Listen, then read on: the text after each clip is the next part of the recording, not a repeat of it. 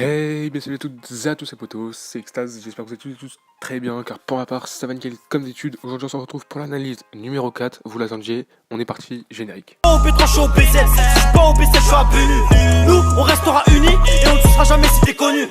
Elle veut mon buzz, mais je lui fais même pas la bise. En plus, y'a mes potes qui la baissent, donc la regarder c'est la base. Elle veut mon buzz, mais je lui fais même pas la bise. En plus, y'a mes potes qui la baissent, donc la regarder. Et donc, pour cette analyse, les frérots, on va se retrouver à analyser le poteau Taz, donc qui m'a demandé de l'analyser, et comme sa chaîne comptait plus de 500 abonnés comme prévu, et qu'il y avait du dialogue et du contenu, nous allons le faire. Donc tout simplement les potos, Taz est un youtubeur de 3,6K abonnés. Donc on peut voir déjà que sa chaîne est assez propre, hein. Il y a un logo, il y a une bannière. C'est pas forcément les plus professionnels du monde, ni de YouTube, ni de Fortnite. Mais franchement, c'est propre, ça passe pour un début. T'as 3000 abonnés, t'en as pas 700 000 non plus. Donc c'est propre, ça passe. Ensuite, t'as une belle intro normalement, donc ça tue aussi. Ensuite, tu fais pas mal de glitch. Aussi tu fais des intros parce que tu sais faire les intros, donc quand les gens te passent des commandes tu les fais.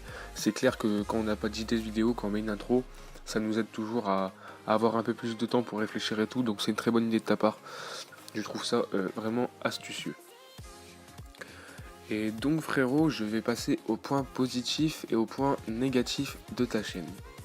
Donc tout simplement je vais passer par les points négatifs en premier, car il n'y en a pas énormément je trouve. Il y a juste le point négatif que tu as repris quelques vidéos de quelqu'un dont une certaine personne qui s'appelait Flouze.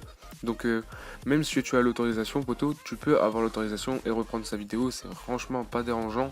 Mais je trouve que genre, ça fait pas professionnel, genre t'aurais dû dire est-ce que je peux reprendre ta vidéo et bim, refaire un commentaire toi-même, le détourner un petit peu et le refaire à ta manière. Ça aurait été déjà plus propre et en plus tu aurais eu l'autorisation, donc ça gênait personne.